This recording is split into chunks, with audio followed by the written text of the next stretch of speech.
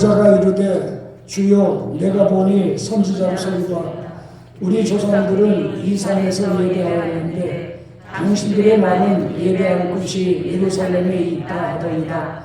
예수께서 이르시되 여자여 내 말을 믿으라. 이 산에서도 말고 예루살렘에서도 말고 너희가 아버지께 예배할 때가 이르리라. 너희는 알지 못하는 것을 예배하고 우리는 아는 것을 예배하노니 이는 구원이 유대인에게서 나니라. 아버지께 참되게 예배하는 자들은 영과 진리로 예배할 때가 오나니 곧 이때라. 아버지께서는 자기에게 이렇게 예배하는 자들을 찾으시느니라.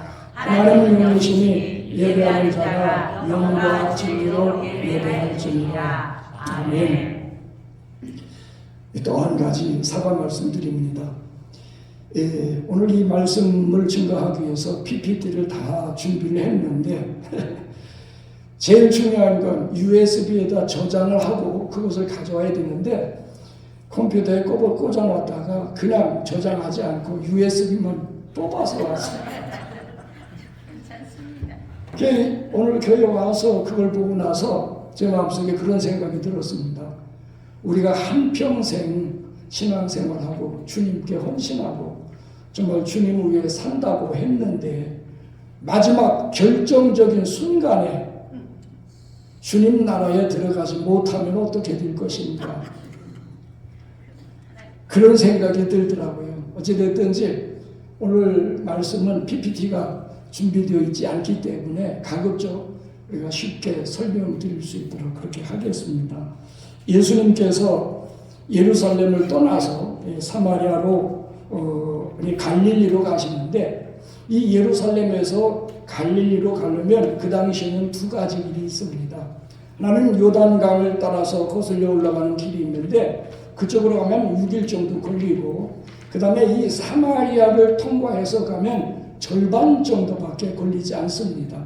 그래서 예수님께서는 이제 지름길을 선택하셔서 이제 사마리아 지역을 통과하시다가 수가라고 하는 마을, 이제 동구 밖에 있는 우물가에 피곤하셔서 거기서 앉으셨습니다. 그때에 수가성에 살고 있었던 한 여인이 물을 깃기 위해서 물동이를 들고 이제 물로 나왔습니다. 예수님께서는 그녀에게 다가서서 물을 좀 달라고 요구하시면서 대화를 시작하셨습니다. 예수님과 그 여인과의 대화의 이 주제는 상당히 많이 이제 드라마틱하게 바뀌어 갑니다. 물로 시작해서 생수로 시작해가지고 그 다음에 남편으로, 그 다음에는 바로 이 예배로, 이 주제가 예배로 넘어가게 됩니다.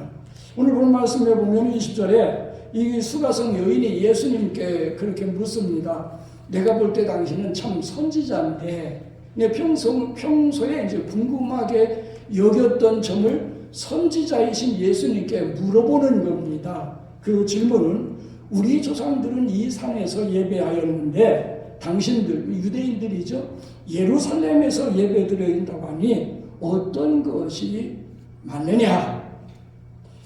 왜 이 수가성 여인이 그렇게 물어봤느냐 하면, 역사적으로 볼 때 이제 이 바벨론에서 성전을 건축하기 위해서 이 고레스 왕의 칙령에 의해서 스룹바벨과 더불어 이제 성전을 건축하기 위해 돌아온 사람들이 예루살렘에서 성전을 건축할 때 이제 이 사마리아 사람들도 우리도 같은 민족이기 때문에 우리도 같이 성전 공사에 참여하겠다.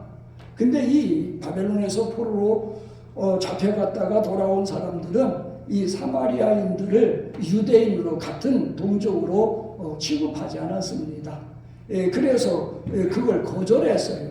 그러니까 이 유대인들로부터 어떤 면에서는 혈통적으로 이 차별을 받게 됐죠.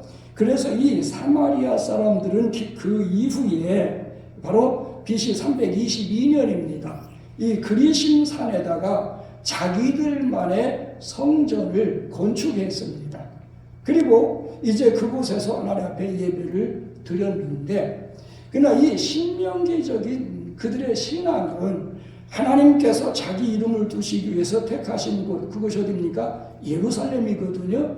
예루살렘 한 장소에서 한 하나님께 제사하는 것이 이스라엘의 아브라함의 후손의, 즉 여호와 신앙의 그 정통 신앙입니다.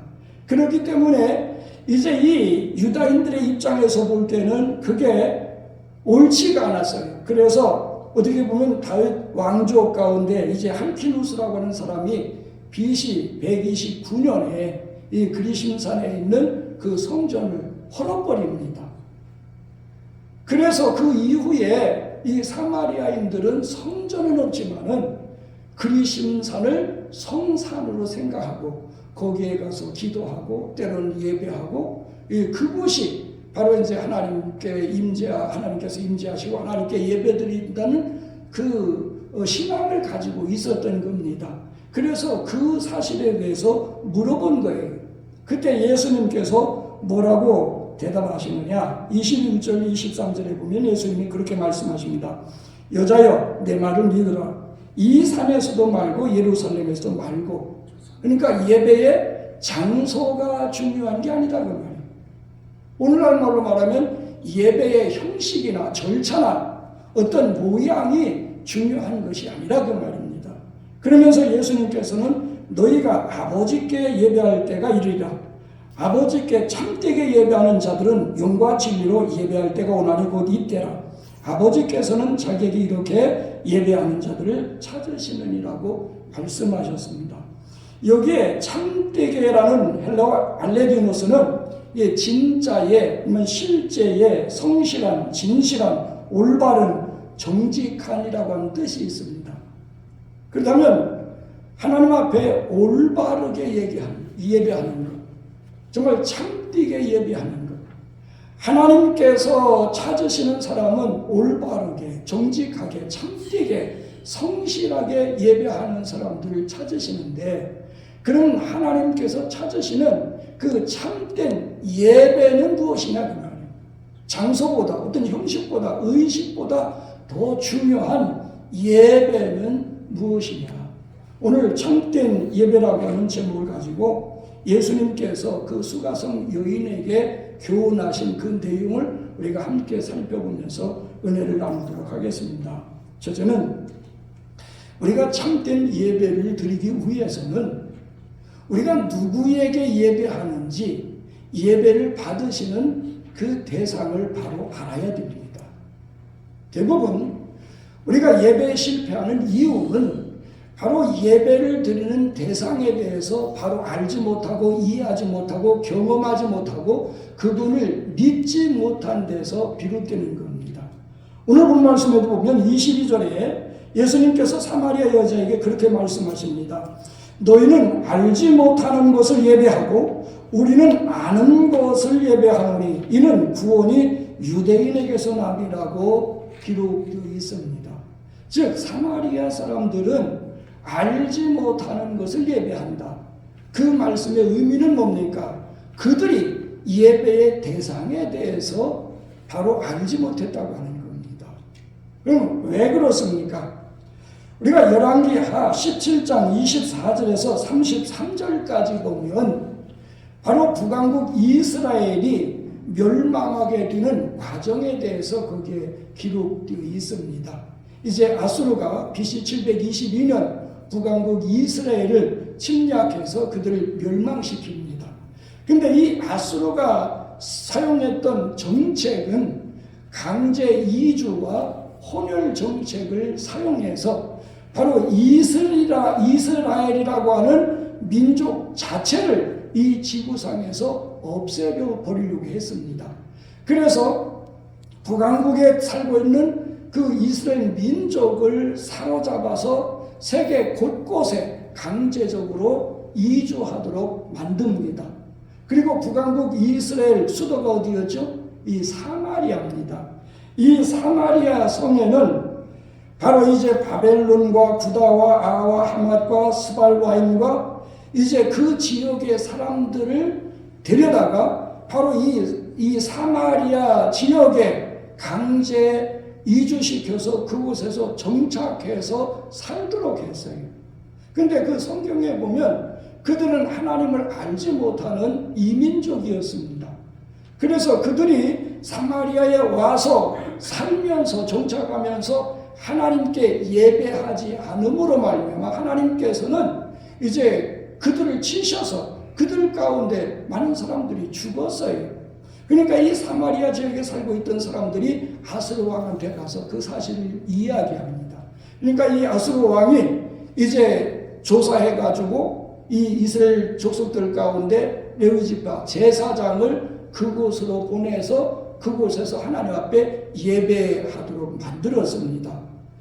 뿐만 아니라 그 외에 다른 많은 이족들이 와서 살다 보니까 한쪽에서는 여호와 하나님 앞에 예배를 드리지만은 그들이 그 전에 이제 고대 근동 세계에서는 국가적으로 섬기는 신이 있고 그 다음에 지역적으로 섬기는 신이 있어요. 그리고 가정적으로 섬기는 가신이 있었습니다. 그래서 다른 지역으로 이사를 하다 보면 내가 이곳에서 섬기던 신을 버리고 그 지역에서 섬기는 신들을 섬겼어요. 그게 그들의 신앙이었고 문화였습니다. 그럼에도 불구하고 그 사마리아 지역에 살고 있던 사람들은 이제 자기들이 섬기는 신들을 그 사마리아에서 신전을 지어놓고 섬기기 시작했습니다. 그래서 오랜 세월이 지나다 보니까 여호와께 제사하는 여호와의 신앙조차도 바로 이쪽의 우상 숭배의 그 제의와 혼합돼 가지고 그저 형식적이고 의식적인 제의로 흘러버렸어요. 그래서 그들이 하나님 앞에 제사 드리고 있지만은 그 하나님이 누구인지도 모르고 제사 의식 속에는 그저 여호와의 제사도 포함되어 있고 이족들이 드리는 제의도 포함되어 혼합되어 있었던 겁니다. 그래서 그들은 어떤 면에서 하나님께 제사하고 있지만은 정말 그 제사를 드리는 대상 여호와 하나님에 대해서 알지를 못했다고 하는 겁니다. 오늘 본 말씀 바로 그런 의미가 있습니다. 따라서 오늘 우리가 참된 예배를 드리기 위해서는 우리가 지금 누구에게 예배 드리기 위해서 앉아 있는지 우리가 드리는 예배의 대상에 대해서 우리는 바로 알고 이해하고 또 바로 섬겨야 되는 것입니다. 그렇다면 지금 우리가 예배 드리고 있는 즉 이 예배를 받으시는 분은 누구십니까? 오늘 본 말씀에 보면 하나님은 영이시니 하나님은 무엇이라고요? 영이시라고 그랬습니다. 이 말씀은 이 시간 저나 여러분이 드리는 예배를 받으시는 분은 하나님이시라고 말해요. 근데 그 하나님은 어떤 분이시냐? 영이시다 그 말이에요. 자, 예수님께서 부활하신 후 제자들에게 나타나셨을 때 제자들은 뭐라고 그랬어요? 야, 유령이다, 혼이다, 강시다. 그때 예수님께서 말씀하십니다. 와서 내 손과 발을 만져보라. 영은 뼈와 살이 없지만은 나는 있다. 그 말은 무슨 말이에요? 영적인 존재는 물체가 아니라 그 말입니다. 따라서 원어적으로 보면 하나님은 영 자체가 되신다 그 말이에요. 그러니까 우리가 지금 드리는 예배의 대상은 하나님이신데 그 하나님은 우리의 눈으로 보고 손으로 만질 수 있는 어떤 물질이나 어떤 그런 존재가 아니라 영적인 존재이시다 말씀하고 있습니다. 그렇다면 하나님은 단순히 영적인 존재이냐 영적인 존재이냐 그렇지는 않습니다. 우리가 성경에 보면요 여러분 하나님은 인격적인 분이셔요. 저나 여러분이 인격을 가지고 있듯이 하나님은 인격적인 분이신데 그렇기 때문에 그분에게도 이름이 있습니다. 하나님의 이름이 뭐죠? 하나님의 이름이 뭐죠? 우리가 출애굽기 3장에 보면 모세가 호렙산에서 불타는 떨기나무 가운데 임재하신 하나님을 만납니다. 그리고 하나님께서 모세에게 너는 이집트로 돌아가서 내 백성 이스라엘을 구원해내라 보내심을 받습니다. 모세가 40년 전에 자기가 그 일을 하려고 하다가 결국은 살인자가 되고 실패자가 돼서 이 미디안으로 도망와가지고 40년이라고 하는 세월을 허송했어요. 그러니까 지금 돌아가 봐도 이 히브리 민족이 자기 말을 믿어줄 그런 확신이 없었어요. 그래서 묻습니다. 하나님께서 나를 이집트로 보내시는 건 좋은데 우리 민족이, 히브리 민족이 누가 보냈다고 물으면 제가 뭐라고 대답할까요? 다시 말씀드리면 하나님이 누구냐 그 말이에요. 하나님의 이름을 묻습니다. 그때 하나님께서 뭐라고 대답하시죠? 나는 스스로 있는 자다. 자존자다.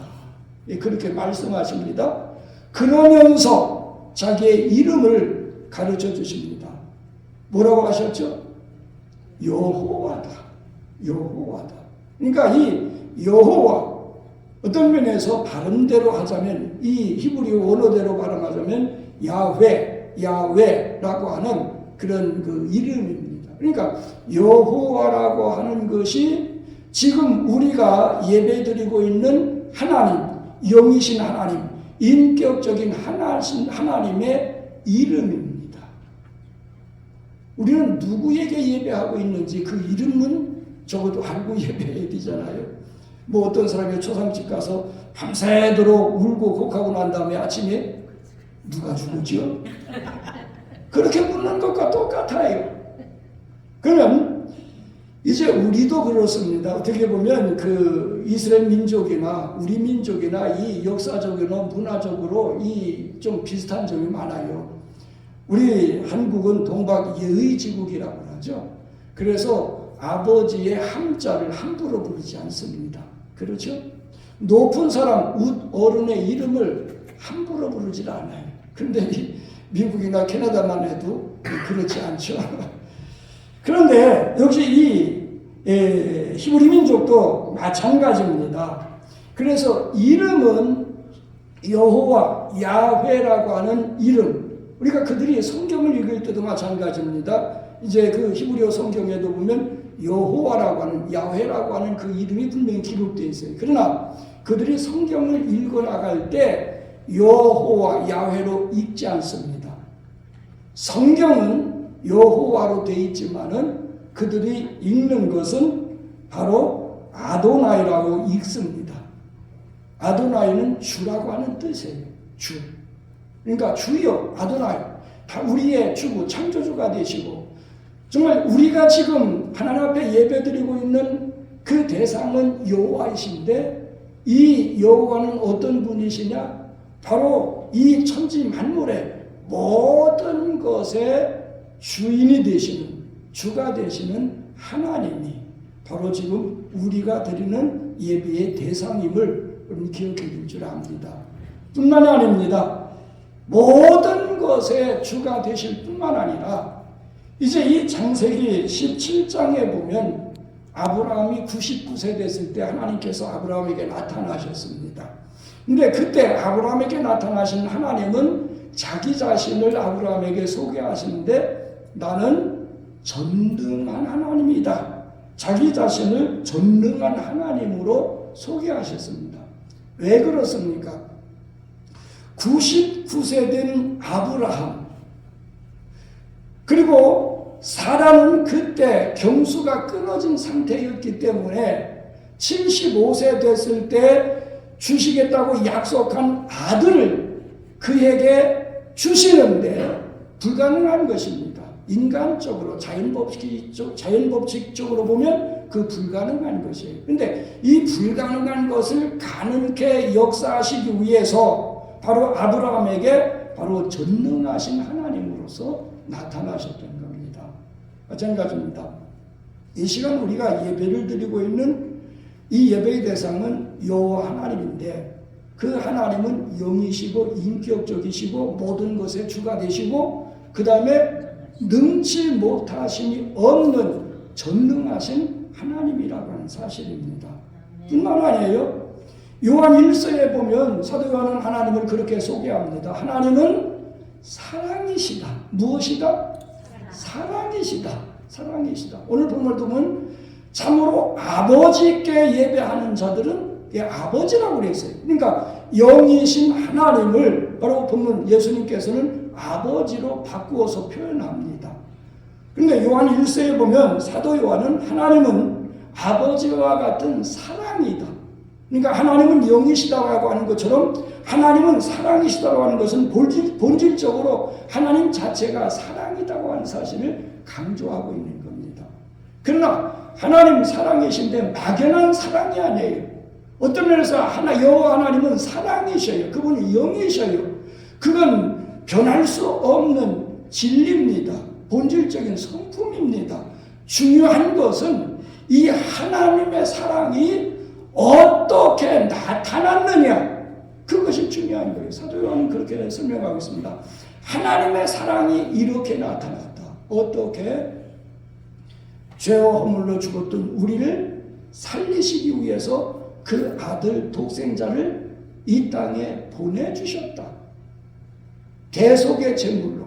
다시 말씀드리면 지금 우리가 예배를 드리고 있는 하나님은 바로 여호와이시고 영이시고 인격적이시고 전능하신 하나님, 또 사랑이신 하나님이신데 그 하나님의 사랑은 저나 여러분이 죄와 허물로 죽고 심판받고 지옥 멸망에 갈 수밖에 없는 우리들을 구원하시기 위해서 자기 아들 독생자 예수 그리스도를 십자가에 못 박아 죽이시고 여러분들을 거기에서 건져내신 구원의 하나님, 이 사랑의 하나님이시다고 말합니다.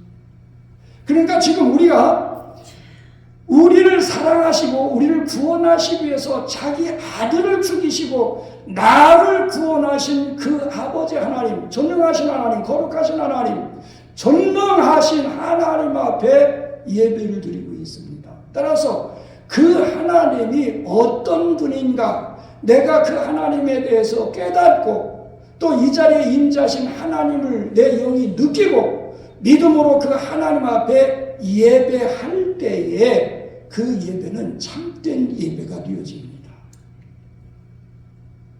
그렇지 않다면 자, 우리가 교회에 올 때 되게 어떤 사람들은 그렇게 말합니다.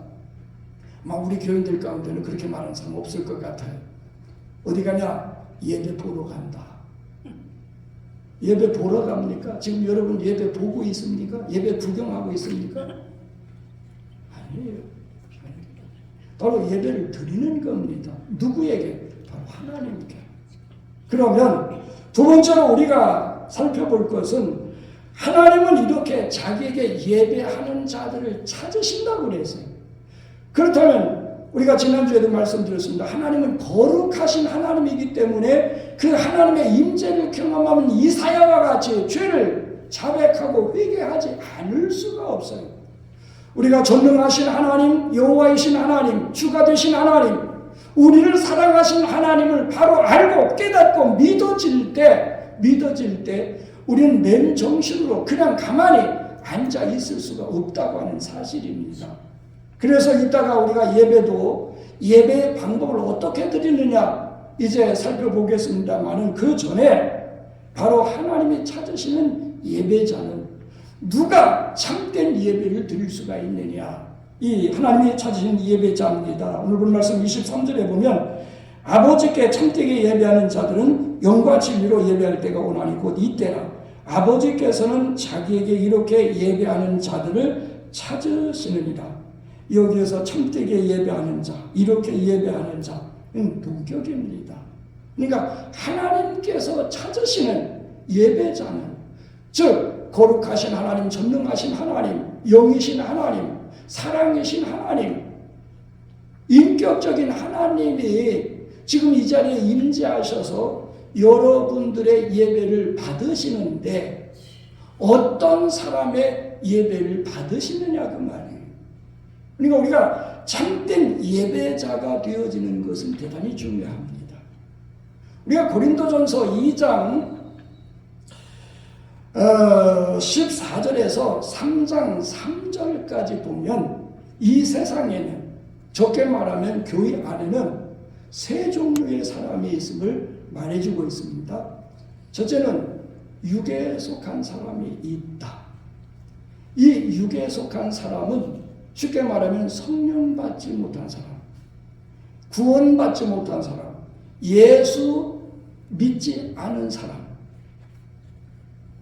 그러니까 성령의 조명함이 없어서 예수님을 구주와주로 영접하지 못한, 구원받지 못한 자연인이 있다고 하는 사실입니다. 그 사람은 어떤 면에서 사탄의 지배를 받고 있기 때문에, 사탄의 노예가 되어 있기 때문에 그런 사람은 하나님 앞에 예배 드릴 수가 없습니다. 성경에 보면 성령을 받지 아니했다, 성령의 그 일을 받지 아니했다, 그렇게 기록되어 있어요. 그러니까 성령 받지 않고 성령의 역사를 그들은 미련하게 보는 겁니다. 그러니까 구원받지 못한 사람은 이 자리에서 우리가 모여 함께 예배하고 있는 이 예배 자체도 어리석게 보여지는 거예요. 헛된 것으로 보여진다는 말이에요. 그런 사람이 어떻게 참된 예배자가 될 수 있습니까? 그 다음에 두 번째는 육신에 속한 자가 있다고 그랬습니다. 3장 1절에 보면 육신에 속한 자가 있는데, 이 육신에 속했다고 하는 것은 예수 믿고 구원받은 사람, 말씀과 성령으로 거듭났지만은 영적으로 성장하지 못해서 여전히 자기 중심적으로, 세상 중심으로, 육신 중심으로 살아가고 있는 영적인 갓난 아이들을 가리키고 있습니다.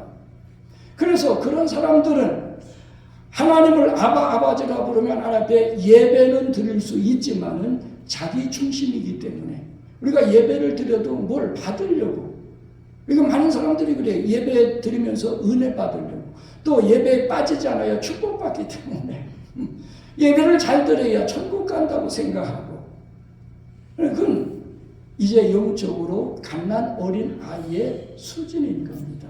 그런 사람은 어때요? 상황이 되면 예배하고 상황이 안 되면 예배 안 하는 거예요. 왜? 자기 중심이니까, 영적으로 베이비니까 그래요. 여러분, 갓난 어린 아이들이 체면 차리는 거 봤어요? 그죠? 배고프면 울고, 싸면 울고, 마땅치 않으면 울고, 그건 본능대로 살기 때문에. 그러니까 육신에 속한 사람은 구원은 받았지만은 자신의 본능, 자중심적으로, 자기중심적으로 살다 보니까 바로 온전한 참된 예배를 드릴 수 없다, 그 말입니다. 그 다음에 신령한 사람이 있어요. 이건 신령하다고 하는 영에 속한 사람이라 그 말입니다. 이 영에 속했다고 하는 것은 뭘 말합니까? 예수 믿고 구원받아. 이건 성령 받는 것이죠. 근데 성령께 사로잡혀 성령께 이끌려 사는 사람입니다. 그 영에 속한 사람입니다. 즉 성령 충만해서 성령께 사로잡혀 사는 사람이 어떻게 됩니까? 바로 성경에 보면 누구든지 너희 안에 그리스도의 영이 없으면 그 사람이 아니라고 그랬어요. 하나님의 영으로 인도함을 받는 사람이 하나님의 자녀라고 그랬습니다. 또 양자의 영을 받아서 하나님을 아버지라 부른다고 성경이 기록되어 있어요. 그래서 이 성령으로 충만해진 영적인 사람이 돼야 하나님 앞에 신령과 진정으로 예배할 수 있다고 하는 사실입니다. 따라서 이 시간 이 말씀을 통해서 여러분들이 참된 예배자로 거듭나는 시간이 되어질 주님의 이름으로 축원드립니다. 우리가 영적으로 성장해야 될 이유는 바로 거기에 있습니다. 여러분, 갓난 어린아이가 엄마 품에 안겨 있으면 거기에서 안정을 느낍니다. 그건 본능적이에요. 그러나 어머니의 이름이 무엇인지, 어머니의 성격이 어떤지, 어머니가 뭘 좋아하는지, 어머니가 어떻게 하면 효도할 수 있는지 알아요, 몰라요? 모릅니다. 그가 성장해서 이제 결혼해보고 그리고 자식들을 길러봐야 그때서 부모의 심정을 아는 것처럼 우리가 영적으로 성장하고 하나님을 만나고 하나님과 더불어 동행해서 살아가면서 하나님을 경험하며 사는 그 삶 속에서 진정한 예배자가 되어지는 겁니다. 할렐루야. 바로 이런 예배자가 되어지기를 주님의 이름으로 축원드립니다. 마지막 세 번째로, 그럼 우리가 참된 예배는 어떻게 드려야 되느냐, 이 예배의 방법에 대해서 우리가 살펴봐야 될 필요성이 있습니다. 24절에 보면 하나님은 영이시니 예배하는 자가 영과 진리로 예배할지니라, 이렇게 기록되어 있습니다. 여기에서 영이라고 하는 헬라어의 푸뉴마는 이제 바람, 호흡, 생명, 영, 성령이라고 하는 뜻을 가지고 있어요. 그래서 다양하게 해석할 수가 있습니다. 그래서 많은 사람들이 하나님 앞에 영과 진리로 예배해야 된다라고 하는 이 말씀을 성령과 진리의, 복음의 진리의 말씀이죠.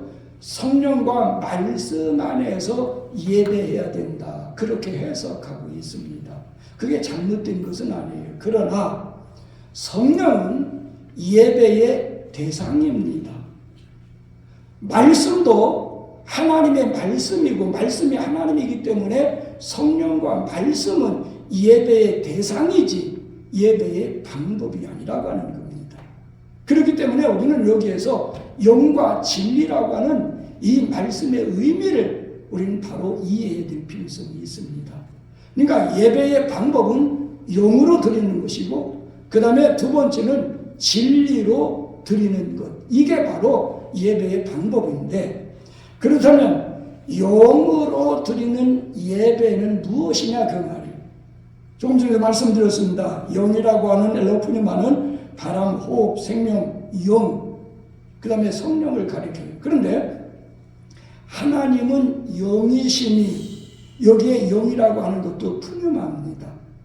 근데 이것은 문법으로 볼 때, 문맥상으로 볼 때 영이신 하나님이 영이라고 하는 사실을 강조하는 거예요. 하나님은 영이라고 말입니다. 그 다음에 영과 진리로 예배해야 된다. 여기에 영이라고 하는 단어도 같은 단어입니다만은 그러나 여기에서 영은 우리 인간의 여러분의 영을 가리키고 있습니다. 따라서 영으로 예배해야 된다고 하는 것은 전인격적으로 예배해야 된다 그 말입니다. 다시 말씀드립니다. 우리 사람은 영과 육으로 되어 있습니다. 그런데 데살로니가전서 5장 23절에 보면 너희의 온 영과 혼과 몸이 우리 주 예수 그리스도께서 강림하실 때에 흠없게 보존되기를 원하노라고 기록되어 있어요. 그래서 어떤 사람은 이 말씀에 근거해서 우리 사람은 몸과 혼과 영으로 되어 있다. 이게 삼분설이라고 그래요. 예, 이 세 가지를 주장하는 사람도 있습니다. 그러나 여기에서 혼이라고 하는 단어는 푸시케인데 이것은 생명, 목숨이라고 하는 뜻입니다. 다시 말씀드리면 우리 육체 가운데서 영혼이 떠나가면 숨이 끊어져요. 생명이 끊어집니다. 그게 죽는 겁니다. 따라서 여기에서 혼이라고 하는 것은 영과 육이 하나가 됐을 때 유지되는 생명력, 그게 혼입니다. 따라서 사람은 영과 육으로 되어 있다고 볼 수 있는 겁니다. 따라서 여기에서 영으로 예배해야 된다고 하는 것은 육체와 영은 분리될 수가 없는 거예요. 그렇죠? 그러니까 영으로 예배해야 된다고 하는 것은 우리의 전 인격적으로 하나님 앞에 예배해야 된다 그 말입니다. 우리가 마태복음 12장 33절에 보면 그렇게 기록되어 있습니다. 또 마음을 다하고 뭘 다하고? 마음을 다하고 지혜를 다하고 힘을 다하여 하나님을 사랑하는 것과 또 이웃을 자기 자신과 같이 사랑하는 것이 전제로 드리는 모든 번제물과 기타 제물보다 나으니다라고 기록되어 있어요. 이것은 율법사의 답변입니다. 예수님께 한 답변입니다. 그러면 여기에서 마음을 다하고 뜻을 다하고 힘을 다하라고 하는 말씀의 의미는 뭡니까? 다시 말씀은 이 말씀의 의미는 그렇습니다. 성경의 전체적인 이 말씀을 한 가지로 요약한다면 사랑입니다. 하나님이 주신 계명은 사랑인데 이 사랑은 두 가지로 나눠집니다. 첫째는 하나님을 사랑하라는 것입니다. 둘째는 이웃을 사랑하라고 하는 것입니다. 그런데 하나님을 사랑하는 데 있어서 어떻게? 마음을 다하고 뜻을 다하고 힘을 다하고 어떤 성경은 목숨까지로, 목숨도 포함해서 되겠습니다. 이게 마음을 다하고 뜻을 다하고 힘을 다해서 하나님을 사랑하라고 하는 것입니다. 이걸 말을 바꾸면 하나님을 사랑한다. 우리가 하나님을 사랑하기 때문에 지금 예배하고 있는 겁니다. 하나님께 예배하는 것은 마음을 다하고 뜻을 다하고 힘을 다하고 목숨까지 다해서, 즉 전 인격적으로 하나님께 예배해야 된다. 하나님을 사랑해야 된다. 그것이 오늘 본 말씀 속에서 가르쳐주고 있는 교훈입니다. 이렇게 하나님을 사랑하고 또 한 가지는 뭡니까? 하나님을 사랑하는 것은 하나님은 영이시기 때문에 여러분 하나님께 뭘 사드릴 수가 있어요? 하나님을 어떻게 대접합니까? 하나님을 어떻게 섬깁니까? 하나님을 어떻게 존경합니까? 이런 분명히 하나님을 믿고 계셔요. 하나님을 사랑하고 계셔요. 근데 그 하나님을 사랑하는데 어떻게 사랑하느냐 그 말이에요. 그것은 바로 이웃을 내 몸처럼 사랑하는 것이 하나님을 사랑하는 것이다. 그 말이에요. 즉 하나님을 향한 사랑을 이웃 사랑으로 승화시켜야 된다. 그 말이에요.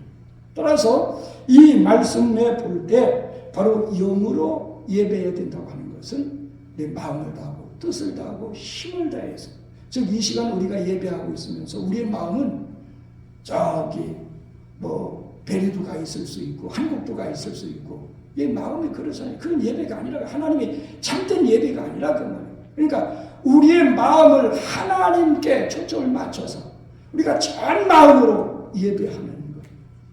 우리의 의지도 마찬가지입니다. 이 시간 예배 하나님 앞에 참되게 예배하기 위해서 전 의지를 거기에 맞추는 것이죠. 우리가 가지고 있는 모든 힘, 에너지도 마찬가지입니다. 하나님께 예배하는데 거기에 쏟아야 돼요. 쏟아야 돼요. 그게 바로 영으로 예배하는 것이다. 그 다음에 두 번째는 우리가 진리로 예배해야 되는데, 여기에 진리라고 하는 알레데야는 물론 이 하나님께 계시된 이 복음적인 진리를 의미하고 있습니다. 그러나 이 알레데야는 바로 어떤 사건의 진상이나 아니면 어떤 신화나 동화가 아니라 실제적인 사건이라 그 말입니다. 따라서 진리로 예배하라고 하는 것은 지금 우리가 하나님 앞에 지금 하나님 말씀을 듣고 있습니다. 이 시간 하나님께서 여러분들에게 말씀하고 계신 시간이죠. 따라서 진리로 예배해야 된다고 하는 것은 그 말씀을 듣습니다. 그 말씀을 깨닫습니다.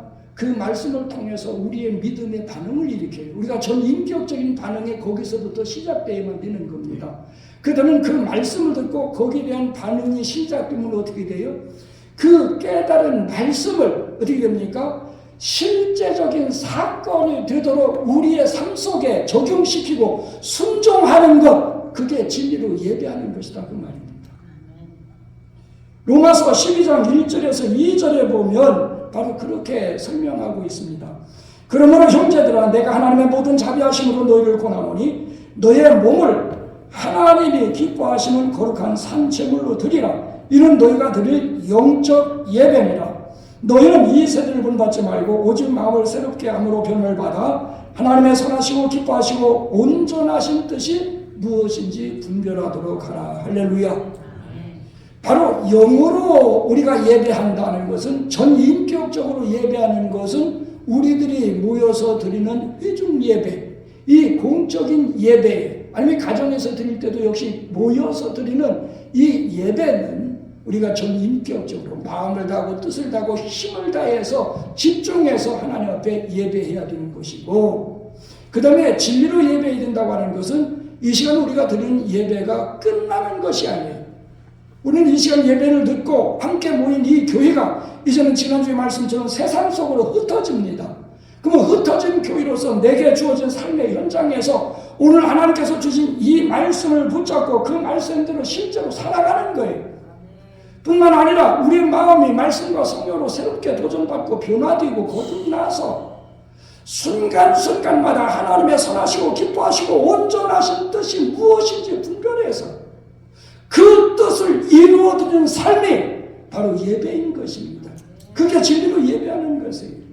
그러니까 우리의 그 삶이 예배가 되어야 되고, 어떤 면에서 예배가 우리의 삶이 되어야 된다 그 말입니다. 그게 진리로 예배하는 거예요. 말씀이 우리의 실제 삶 속의 사건으로 이루어지는 기록된 말씀, 로고스가 아니라 어떤 면에서 레마로서 내게 부딪혀지고 깨달아지고 믿어지고 그 다음에 순종되어져서 하나님 말씀이 내 삶 속에 이루어지고 인격적으로 이루어지고 정말 어떤 사건 속에 하나님의 뜻이 실제적으로 이루어지게 만드는 그 삶 자체. 따라서 우리의 존재는 뭡니까? 살아있지만은 하나님 앞에 드려진 제물로서 살아가는 것. 그게 참된 예배자고 예배자의 삶이고 그것이 예배인 것입니다. 결론적으로 말씀을 드립니다. 예배는 두 가지 종류의 예배가 있습니다. 지금 우리가 함께 모여서 드리는 이 예배를 회중 예배, 우리가 하나의 똑같은 순서로 우리가 함께 마음과 뜻과 정성을 모아서 드리는 이 공적인 예배가 있습니다. 이 예배에 있어서는 여러분들에게 주어진 상황과 형편과 조건이 어떻든지 간에 예배하는 순간만큼은 마음을 다하고 뜻을 다하고 힘을 다하고 목숨까지 바쳐서 하나님 앞에 예배할 수 있어야 됩니다. 하나님은 그런 예배를 받으십니다. 그냥 몸만 앉아있고 그저 마음은 생각은 엉뚱한 데 가 있으면 그건 예배자가 아니고 그건 예배가 아닌 것이 하나님이 그 예배를 받으실 수가 없어요. 그 다음에 우리의 삶의 현장에서 내가 살아있는 제물로서 살아가는 그 삶, 오늘도 주어진 말씀, 우리가 성경을 읽고 깨닫고 하나님이 내게 말씀하시는 것으로 믿어졌을 때 그 말씀을 실천해서 기록된 말씀이 하나님이 내게 주신 말씀이 실제의 사건으로 그 능력이 나타나고 하나님의 뜻이 이루어지고 그래서 하나님의 영광이 나타나도록 만드는 삶, 그것이 예배입니다. 하나님은 이렇게 예배하는 자들 지금도 찾고 계십니다. 여러분은 하나님의 찾으심에 하나님이 찾으시는 예배자가 되어지기를 주님의 이름으로 축원드립니다.